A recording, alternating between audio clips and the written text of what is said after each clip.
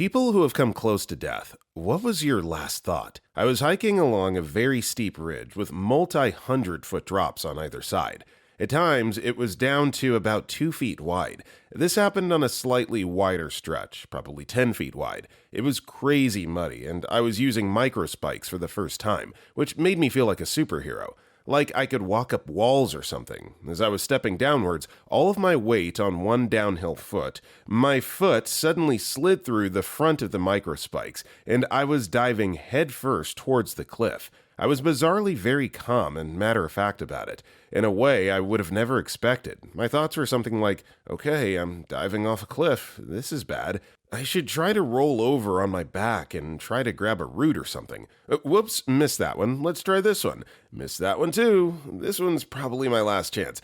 Okay, great, caught it. Now I should pull myself back up onto the cliff. At this point, I was lying face up, my entire torso off the cliff, legs thankfully still on, and holding onto this root.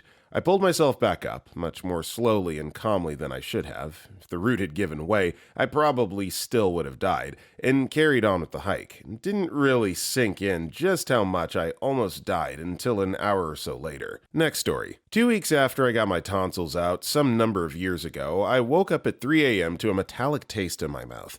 Went to the bathroom, turned on the light, leaned over the sink to spit, and red poured out.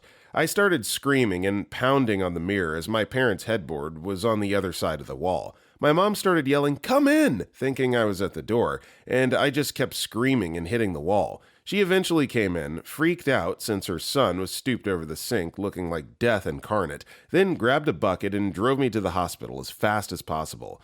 So we get to the ER with my soul leaking into this bucket as I'm trying not to swallow all the blood, and they tell us they don't have a bed available yet. She basically says, "F you, my son is literally bleeding out," and drags me to one.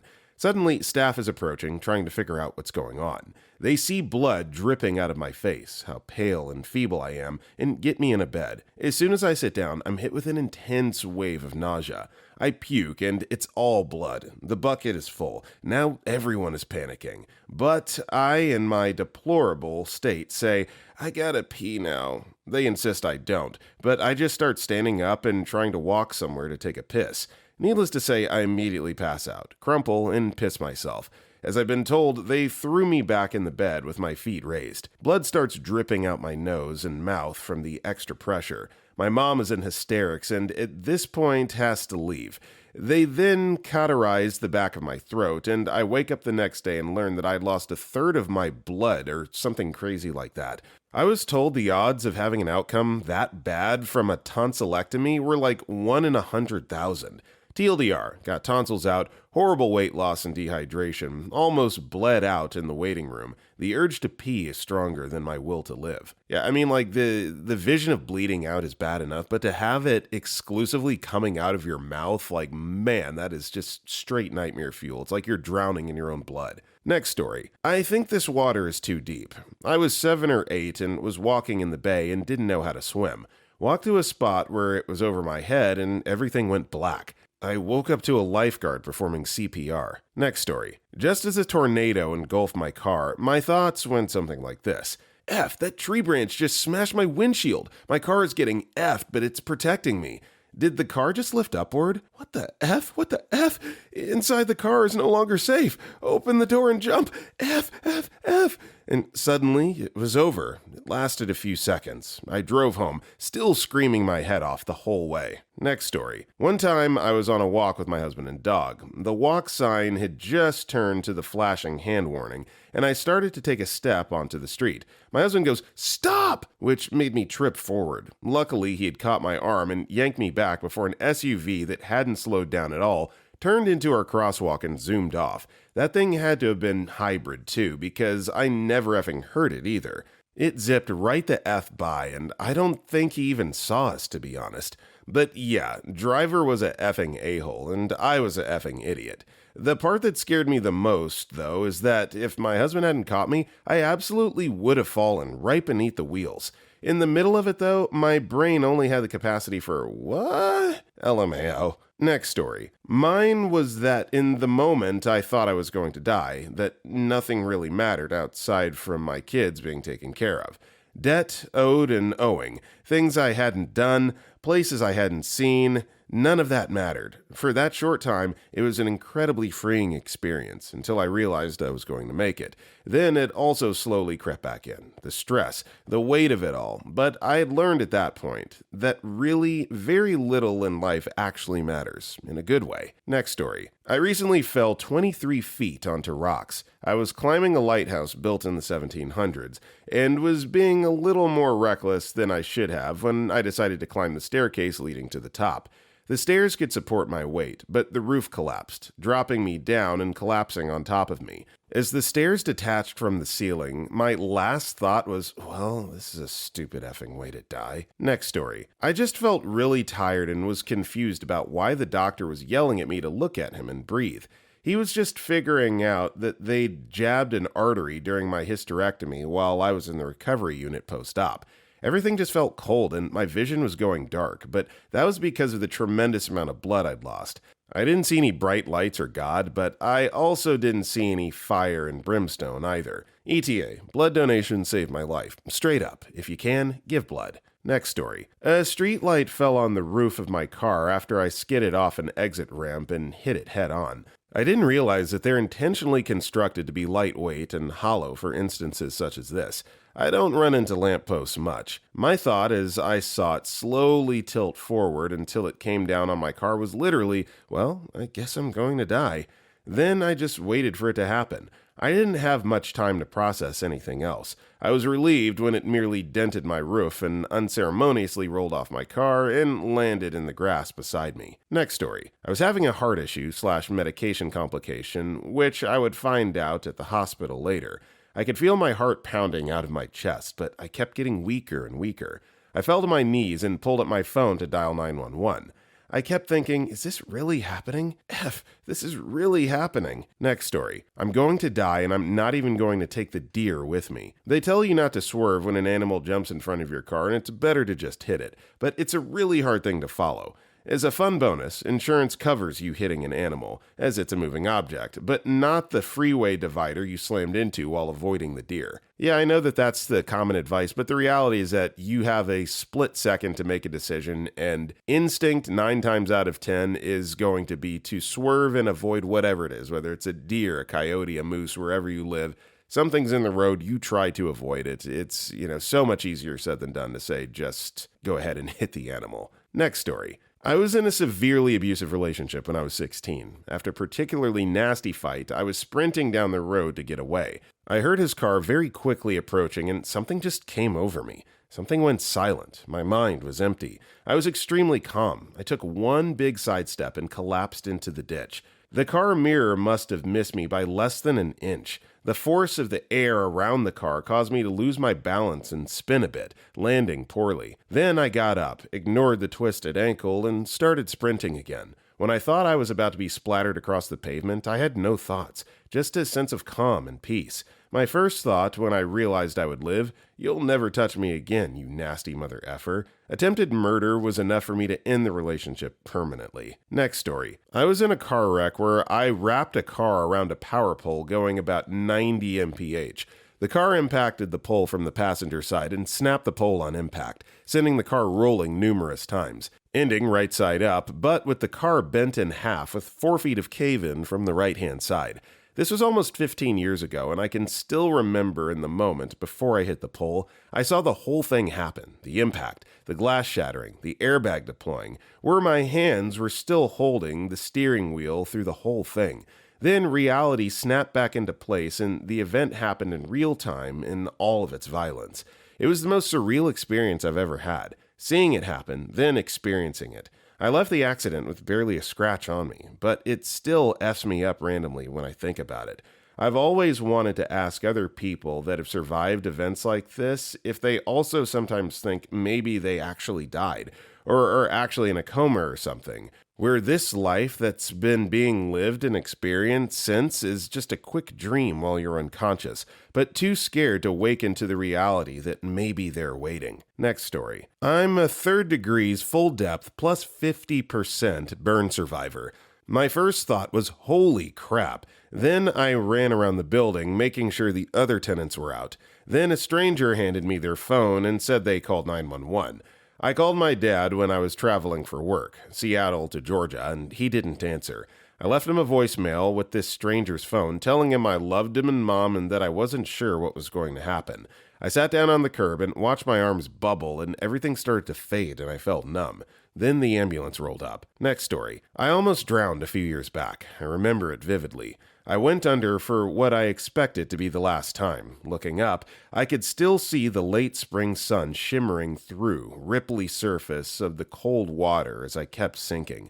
I had made peace with it. I asked for forgiveness to whoever was listening. I asked for guidance in whatever afterlife I was about to enter. I thought about my now fiancé, my family, and of how me of a way it was to die.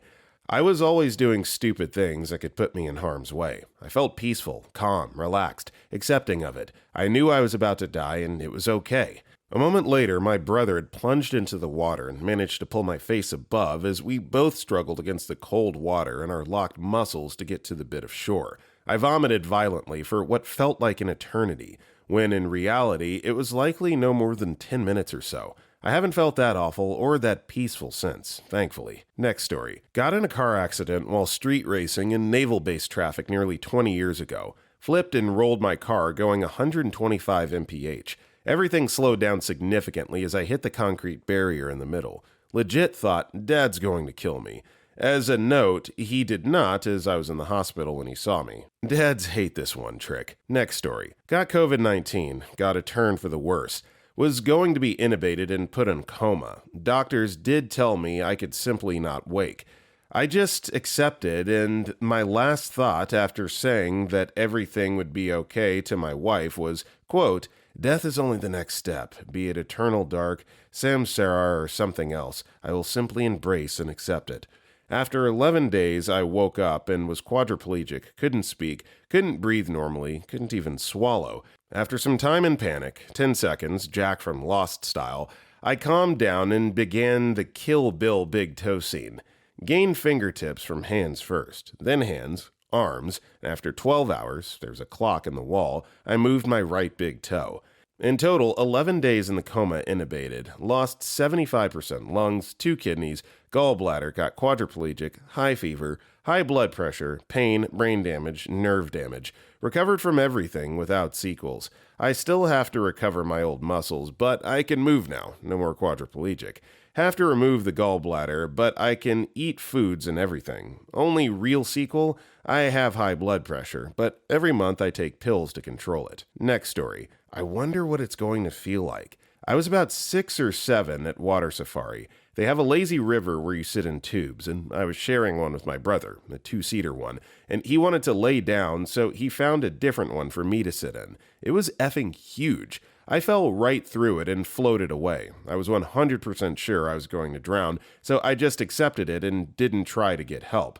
I vividly remember 2 elderly people screaming, "Oh my God," when they saw me. Lifeguard immediately jumped in and got me. My mom just so happened to be passing by as he did, so he threw me onto her. LOL. Next story. Okay, this is it, I guess.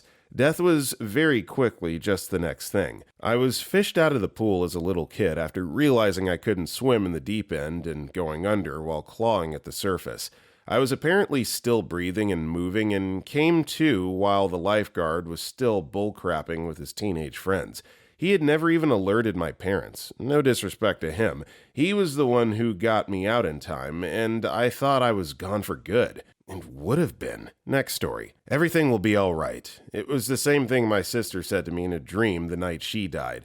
And in the moment I was dying, I absolutely believed that whether I lived or died, it would be all right.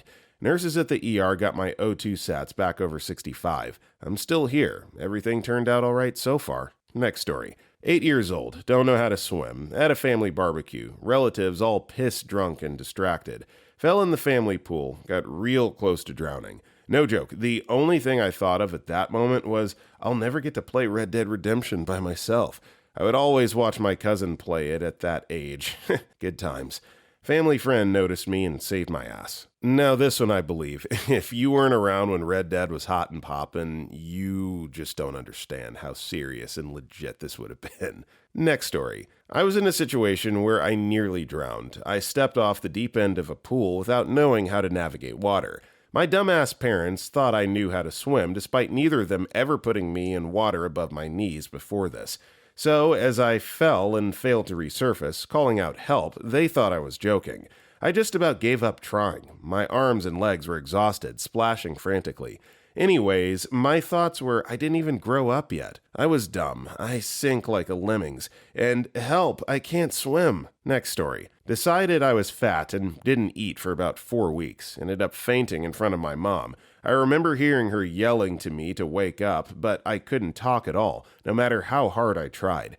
Then this voice, I to this day am not sure who, but told me to go back, and next thing I knew, I was awake and taken to urgent care. Was the last time I ever deprived myself of food. Next story. Had a really bad case of the flu. I was alone at home and my phone was a room away, so I couldn't get up to get it.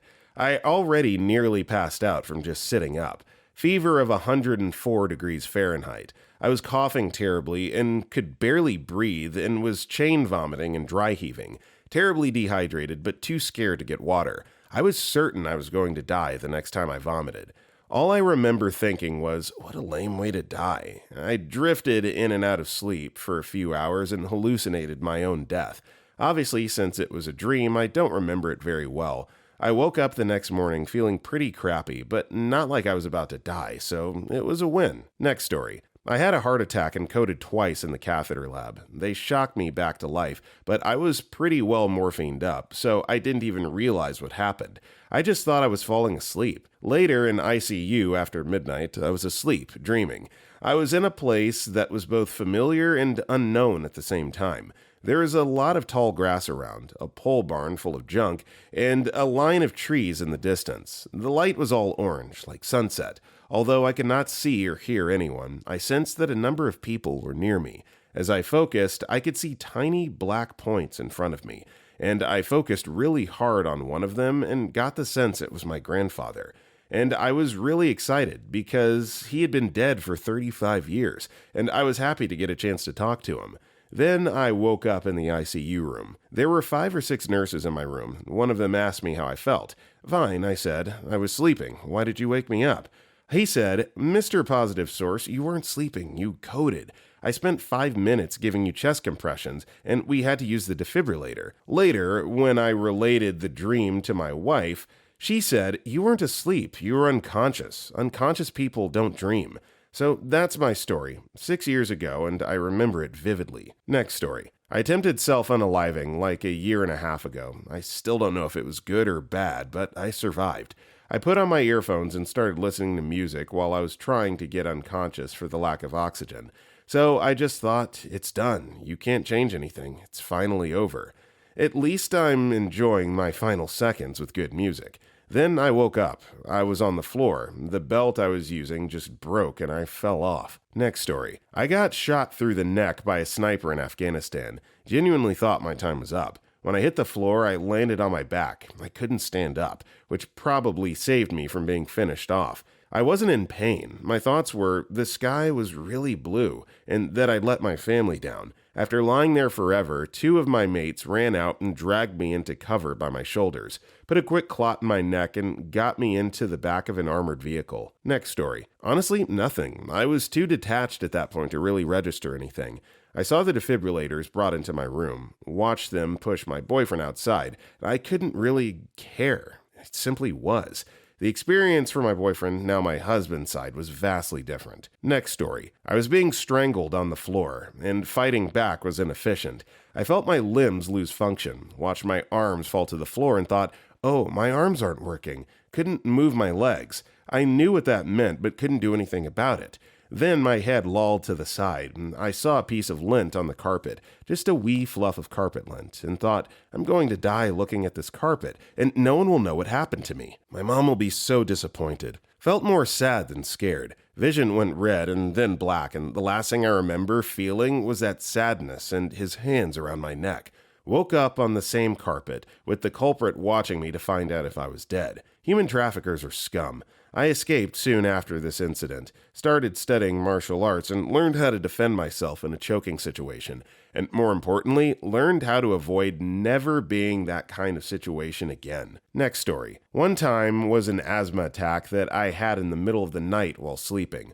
Woke up, ran to the kitchen, boiled some water with Kix Vapor rub in it. Struggling and starting to black out, my thoughts were how I was going to miss my grandfather and how much of a failure I was. Luckily, I got air in me before I fell on the stove. Prior to the realization I was about to die, it was more of a panic and flood of thoughts about what can I do to stop this. Next story. I just remembered a second one. As I laid in my bed with a dangerously high fever, covered in gigantic, purple, oozing infected mosquito bites, it occurred to me that I might not survive this. I had no health insurance, lived alone, and by this point, the fever had me so loopy that I just figured, I guess this is how I'm going out.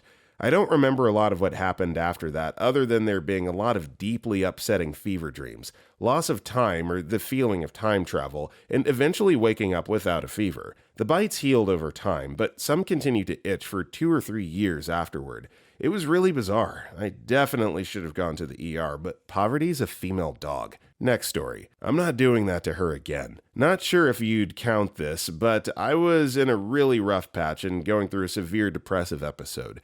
I have horrible mood swings. I should definitely see someone about. I was going to end it all. Then I thought about my mother who had to deal with her brother passing away due to self-unaliving. I don't have the best relationship with my mom, but I couldn't do that to my grandma either. Next story. Addict in recovery here. I've done this song and dance a couple of times with ODs. The last one is the only one that I really remember at all. Basically, it was about 1 million different variations of I'm not ready, followed by help, then nothing for a while, then oh, holy forking shirt balls, after they hit me with some adrenaline and the paddles at the ER. Got cleaned up shortly after that. We can celebrate 6 years in July. Stories like this, although short, definitely, hopefully can give inspiration to anyone else that's struggling with addiction. 6 years, you're clean, you're doing better, like you can do it. You can. Next story. My ex beat me and then started strangling me while screaming, "I'm gonna effing kill you!" I lost consciousness, and before I did, I remember thinking, I'm never going to see my family again. Where is he going to dump my body? Luckily, I was able to regain consciousness long enough to fight him off and escape. The bastard didn't even go to jail because my state suspends jail sentences for most first-time offenders as long as they keep their noses clean. The U.S. criminal justice system is an effing joke. Next story. Almost drowned as a kid around 8 to 9. First thing I thought was, well, this sucks. I've never even kissed someone. Then when I stopped thrashing around, I found myself relaxing, giving in to the water. F it, like it was going down for a nap. Anyways, my last thought was, if I die, I hope I get a do-over. Lifeguard saved my life, and I didn't go in water for like 3 years. Sometimes I try to simulate the same feeling I had back then, but it's too forced and my body forces me to save myself. 10 out of 10, wouldn't mind going out that way. Next story. Had leukemia at 20, taken to ICU for either a torn stomach lining or severe inflammation in my colon. C. diff. If they operated, I would bleed out because I had no platelets from the chemotherapy. If they didn't, and it was a tear, I would go septic in hours. They chose not to operate, but said I had about a 30% chance of survival that night. 26 years later, I'm typing this. I remember saying to myself, F that, I'm not dying tonight. It was C. diff. Thankfully, 5 weeks of antibiotics, and I was feeling fine. Next story. I was in a car accident 7 years ago that left me with a broken leg and a cut on my forearm that needed stitches plus a few bruises. My friend who was driving nearly died and was in the hospital for a very long time. We pulled into the intersection at a red light, and this SUV comes barreling through a yellow and T-bones us on the driver's side wheel. I didn't have any thoughts whatsoever. 1 minute I'm listening to music in the car with my friend, the next my body is smashing into the car's interior. Never even saw it coming. Don't know if my friend thought he was going to die, but I wasn't even aware of the situation until it happened. No time to react. I was there wondering if my friend was going to die, though. It was horrible. Next story. I got hit by a semi-truck that ran a red light. It was almost like slow motion. I swear to God, I saw the face of John Candy as the devil from Planes, Trains, and Automobiles. I used to play rugby, so when I saw the grill of a truck, I covered my head with my arms and said to myself, "You're baby Jello falling down the stairs. Please don't let me die on the way to do the laundry at my parents' house." I slammed on the brakes and I ended getting hit on 3 out of the 4 sides of my car as I spun. There was a Domino's delivery driver beside me. His front end was broke clean off and his car was spinning like a top. I called my parents, and they got there before the fire department, which was 100 feet away from the accident. They went to cut off my Sherlock Holmes cape I was wearing. I ripped it off before they could. I was in the ambulance, and they asked how I was and got to sneak in a Monty Python quote. "I'm not dead yet." Next story. I've never heard a straight answer if I was actually going to die or not, but I'll say it anyway. At 9 years old, I had open heart surgery, my second one ever, and about 2 to 3 days after it was over, I was in recovery, or something happened, and the new valve kinked. There was a huge rush of doctors, nurses, and cardiologists, you name it. They pulled my parents out of the room to talk to them and everything. My dad then came back in and has to look me in the eyes and say I wouldn't make it through the night. I was asked what I wanted to do for my last day. Not that it was much. I was hooked up to every machine possible, and what the last thing I wanted to eat was. I didn't really have any last thoughts at all. It was far too much for my 9-year-old brain to process. I just wanted to cry, but couldn't because it hurt so bad. Thankfully, they made the call for emergency surgery. Far too late, in my opinion. That was traumatic, and I pulled through. Next story. I was really depressed, and this was when I was in my earlier teenage years, so I was still living with my parents. One night I got tired of it and made a plan to go get one of the guns our family owned. I wrote my goodbye note and sat there staring at it. The only reason I stopped was because this one stupid thought. If I shoot, I'll get blood all over the carpet and it'll be a hassle to clean and get rid of. Soon after this hesitation thought, a friend I used to have randomly texted me. It was like 3 a.m. and said he woke up and felt something bad was going to happen to me and that I was in danger. The fact I hesitated because of the blood on the carpet was probably the only reason I saw that message, and the only reason I'm still here. I'm in a much better place mentally and have gotten the help I need. Just kind of anticlimactic when I say, "Oh, I almost died, but I didn't want to stain your carpet, lol." Next story. Not my last thought, but my younger brother's. He rang me as they were about to intubate him with COVID. Double vax, but just one of the unlucky ones who caught it extremely badly. He rang me at 2 a.m. from ICU to tell me they're about to put me under and they tell me I might not wake up. Please look after my family if I die. His only concern was for them. We were lucky. 6 weeks on a ventilator in ICU and he survived. He's pretty weak 3 months on, but he's not dead. I hope I can be as brave when I'm facing death. Next story. Will I be found and will they know the truth about what happened to me? Some context. I stood up to a friend who bullied another friend, and when the one being bullied got out and ran to get our stuff so we could leave, the one doing the bullying dragged me back in the pool and tried to drown me for standing up to him.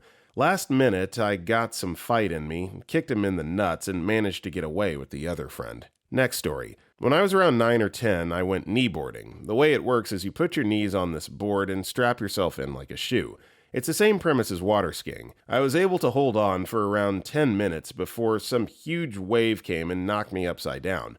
I tried to find the strap to reach the surface, but I couldn't. I would spend 5 seconds underwater before the current gave me maybe a tenth of a second to gasp for air. I kept trying to find the strap to let myself go, but I couldn't. The boat was far out there, and they weren't going to get back to me for another 3 to 5 minutes. At this point, I was quickly losing my last breaths. All I could think was, damn it, at 9 years old? Your life never flashes before your eyes. You don't think about all the things you're going to miss. You only think, and then come to terms with your fate. Next story. A beautiful, perfect day. I was the passenger in a 1981 Fat Body Firebird, cruising 50 mph down the road. Posted speed limit. At a green light, a dump truck also had a green light because the left turn lane was packed. We never saw the truck till we were both in the intersection. Well, crap. It went from a beautiful day with great music to, well, crap, as my driver slammed on the brakes and tried to turn left to maybe avoid the inevitable, but our car slid under the dump truck. The car's windshield frame nearly cut off my right arm, slicing across my chest and pinning me to the car. I was completely crushed inside, the roof and everything in on me. Once they moved the truck, all they could see of me was my right arm. Both ways had a green light because the lights were being worked on with no caution to what it did to traffic. All they could see was my nearly severed arm and couldn't get a pulse from that, so they left me for dead. I felt my soul go through the truck and back on impact. There was never any pain until after I came to and they realized I was alive from my screaming. Well, crap. Next story. It's going to be hours before my wife decides to come looking for me and finds my dead body. Is what I was thinking when I fell headfirst into the basement stairwell of the house we were building at the time. It was about 11 p.m. and very heavy rain was falling due to bands from a hurricane in the Gulf. My wife was asleep, so I decided to take a 5-minute trip to the new house to check for leaks and see if any water builds up in the basement. The only way into the basement was from the back of the house, as there were no stairs inside yet.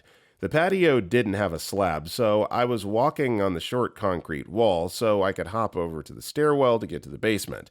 I only need to make a 3-foot jump to get there, so I go for it. I made what I thought was a perfect jump and landing, but then it happened. The top was covered with mud, and my foot slipped and my leg started sinking into the mud. At the same time, I'm losing my balance toward the stairwell opening. From the top of the wall to the basement floor is 10 feet. I feel intense pain on my shin, and I'm sure it's going to break, but instead, the mud gives way and I go over head first. It was like slow motion. It felt like 10 seconds to complete the fall. As I'm falling upside down, I managed to catch the top of the wall with the fingers on my right hand, which helped basically stop me just long enough that it was really only about a 3-foot fall from my head to the ground. Still, I'm 6 foot 5 inches tall and was about 265 pounds at the time, so I'm thinking the worst. My fingers slip and I fall the rest of the way. Somehow, my head didn't hit anything. The back of my upper arm was scratched up a bit, but didn't hurt much. The skin at the top of the pelvis where the love handle was scraped up good, as was my shin from scraping on the wall. The most painful injury, however, was to the tips of the palm side of my fingers from grabbing, then scraping on the sharp edge of the top of the wall. I wasn't going to mention anything to my wife, but the bloody scratch on my leg, arm, side, and fingers gave it away.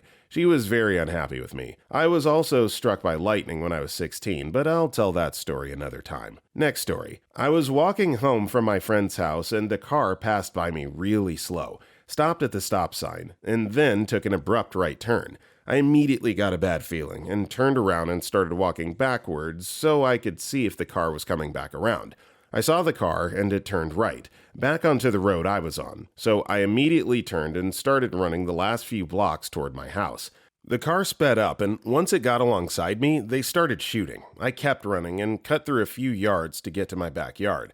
I ducked behind my house, and I was looking out towards the street, and I started to feel wet. I noticed I'd been shot a few times, one being in my chest, and I leaned my back up against the wall and sunk down to die. I did die for several minutes as I was bleeding out, and I was honestly just at peace that this was all finally over and I didn't have to stress about big things or even the day-to-day monotony of grocery shopping, picking your outfit, etc. I leaned up against the rear wall of my house and looked out at my crappy little yard, which at the time looked like rolling fields as far as the eyes could see.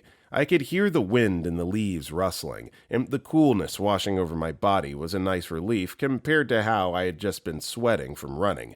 It was quite pleasant. I was glad I had been murdered and that it would be an easier pill for my family to swallow rather than self-unaliving. Next story. I'm not sure how close to death I actually came, but I've been in and avoided several car accidents, and the first thought that always comes to mind is, would I be happy if I died listening to this song? It started with my first major car accident, 5-car pileup. I walked away with just a scratch, and all I could remember was listening to Pump It Up by Joe Budden. Ever since then, while driving, I'll randomly ask myself that question. Next story. It's finally over, and I'm okay with this. Finally. This happened at my job, and I work in the medical field. The doctor I worked for was in so much shock that he froze up. Everybody around me froze up and just couldn't believe that I was dying in front of them. I was purple and blue without a pulse, and eventually I came to, and I was so effing mad that I was alive. I was beyond pissed. By the way, I'm only 26. Next story. It wasn't thoughts, it was a feeling. I was driving pizza delivery for a national chain in a mountain town in Colorado to support my family, including an inbound baby. In a hurry to get back to the store and snag another run, I came blasting out of a side canyon way too fast, and I hit a pitch of gravel at the exact spot on the road where the side canyon connected to the main road. I slid across the main road at 40 or 50 mph and went sailing off the side of the road. In many places along my route, this would have been an inconvenient crash, but at this specific point, it was a fatality waiting to happen. The river that had dug this canyon was off the side of the road and at least 50 feet down a sheer cliff. When I left the road, I was airborne and heading full tilt to a rocky river bottom with about 8 inches of water in it, in a 20-year-old beater Subaru with no airbags. I barely had seatbelts. I barely had seats. In the second of hang time, as the universe slowed to a stop, I realized that this was it. I was going to die, right now. And then the only thing in my mind was my daughter, not yet born, and the profound sorrow that I would never see her in this life, mixed with the sweetness and joy that at least she would have a life. That welled up in me is something I'll never forget. I had just enough time to close my eyes, and everything was white. Bam! I hit the bottom flat and true on all 4 tires. It didn't feel like I bounced, though physics says that I must have done. The car was just no longer moving, and I was sitting in it, looking at the riverbed and the rocky cliff rising up on both sides. After 30 seconds, perhaps, I got out of the car. I stood there in the early dusk and wondered why I was still alive. This was before ubiquitous cell phones. If I wanted to spend the night somewhere other than a wrecked and flooding car, I had to climb out. I started walking back up the riverbed and almost immediately saw a house maybe 100 yards distant, on a slope down from the main road, so kind of off the road and above the river. There was a man standing on the deck of the house staring at me. I figured this was by far the easiest way out, so I headed towards them. As I got into proximity, he called out, "Are you okay?" And I said yes. I climbed up the rocks to where his driveway began, and he said, "Son, I would have come down to help you, but I saw you go over the side and hit the bottom. I assumed you were dead. I already called emergency services." I thanked him and sat down. A few minutes later, a fire truck and an ambulance rolled in from the aforementioned mountain town. They looked at me, looked at the car, peacefully splattered on the riverbed, looked at the cliff, looked at me again. They were troubled in their hearts, and they did not say much. I had no counsel to offer them. The EMT checked me out. I was still in shock, but in no pain, and I had no injuries. Not minor injuries, no injuries. They wanted to take me to the hospital just to be sure. I thanked them, but said no, please. Just take me back to my store so I can call my wife and get a ride home. Which they did. The county called later and said, of course, the car is shattered, trashed. They hauled it to a junkyard for me, very kindly without charge. A few months later, after my daughter was born, I went back up to that canyon and looked again at where I went off the road. The county had swept the gravel up very thoroughly, and the intersection was once again safe for lead-footed delivery men. And where I went off, and where I fell, and where I hit, I have no explanation to offer. I've seen car accidents. I've been in a few. I've seen bodies on the roadway and injuries from collisions. There's not a scenario where a man in a car that's little more than a metal box starts at 50 miles an hour and falls into a rocky hole 50 feet deep and then walks away and goes home to eat dinner. There's a scenario where, of course, he dies instantly. There's a scenario where he's injured horribly and spends years crawling back to barely cling on to existence. What actually happened, I cannot explain, because what actually happened is not something that happens. I've reviewed this carefully, and subject to the frailty of memory and the imperfections of perception, every word of this story is the gospel truth. Next story. Whoa, I'm really dizzy. My last words before blacking out. I was in the emergency room after attempting self-unaliving by overdosing on Tylenol or Advil.